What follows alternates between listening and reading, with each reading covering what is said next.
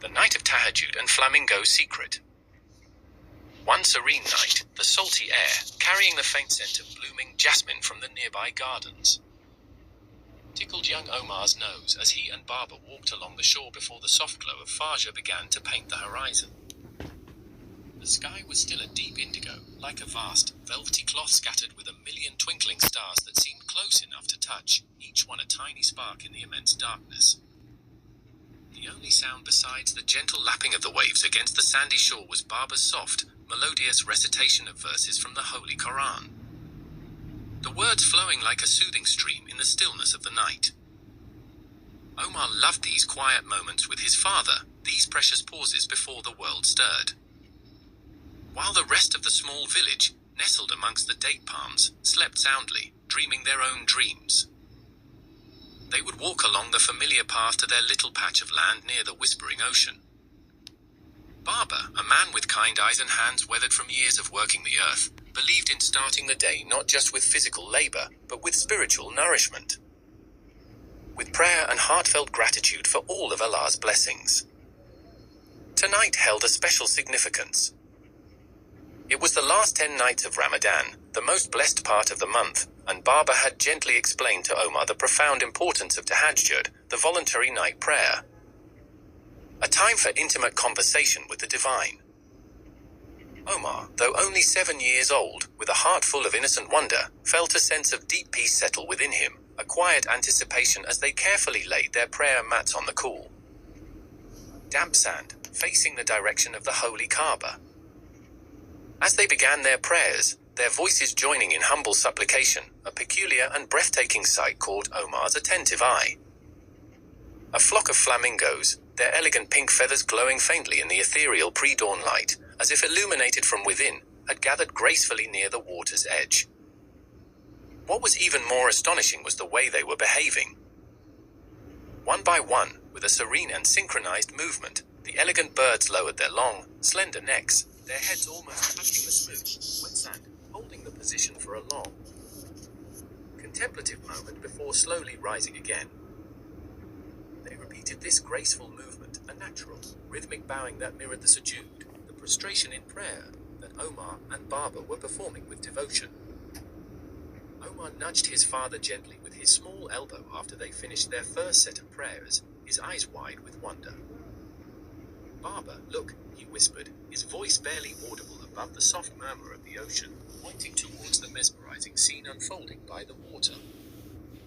Baba turned his head and followed Omar's gaze. A soft smile spread across his face, his eyes, usually filled with the concerns of the farm, now held a deep wonder. "Subhanallah," he murmured, his voice filled with awe, praising God for his magnificent creation. "Look, my dear Omar, look at the beautiful creation of Allah. Even these graceful birds glorify him in their own unique way." Omar watched, completely mesmerized by the spectacle before him. The flamingos continued their rhythmic bowing, their slender pink legs standing delicately in the shallow, receding water. It was as if they were a silent congregation, offering their morning prayers in their own beautiful language, alongside a father and son kneeling on the sand. He noticed the way the soft breeze ruffled their feathers, how the faint light caught the curve of their necks as they bowed, a living testament to the artistry of the Creator. After they completed their Tahajjud, their hearts filled with a quiet joy, as the first hint of orange and gold began to paint the eastern horizon, streaking the indigo sky with vibrant hues.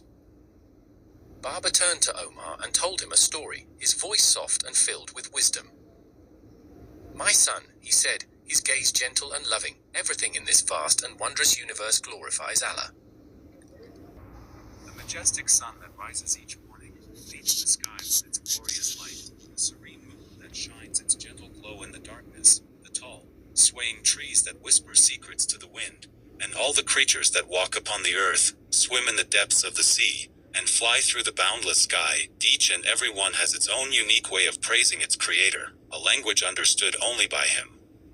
He continued, his voice a soothing balm in the cool morning air, "Just like we bow down in sujud, placing our foreheads on the ground to show our utmost humility and complete submission to Allah, perhaps these beautiful flamingos, in their own elegant and mysterious way, are also expressing their deep devotion, their recognition of the one who fashioned them with such grace.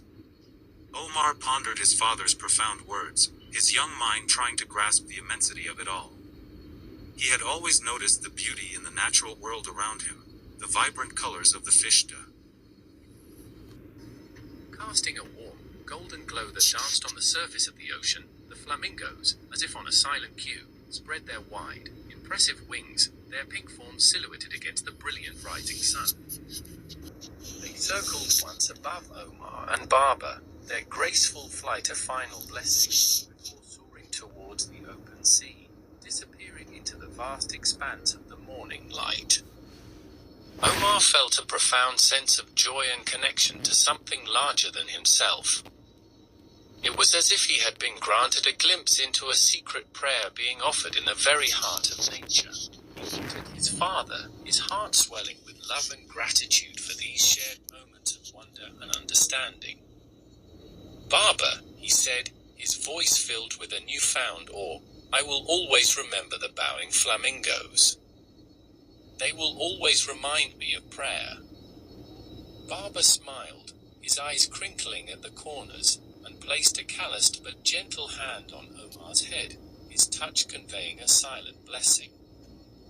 "And I, my dear Omar," he replied, his voice filled with warmth, "will always remember praying Tahajud with my beloved son by the ocean, witnessing the beauty of Allah's creation together. As they walked back towards their small home, hand in hand, the air now filled with the sounds of the awakening village, the distant call to prayer, the gentle bleating of goats, the murmur of voices, Omar carried a special, cherished memory in his heart. He had learned that prayer was not just something done within the walls of a mosque or in the quiet of their home. It was a universal language, spoken in countless different ways by all of Allah's magnificent creation, from a humble farmer and his young son kneeling on the sandy shore to a flock of elegant flamingos bowing in unison by the vast, endless ocean. And in that shared act of devotion, there was a profound and beautiful connection, a reminder of the unity of all things under the gaze of the divine.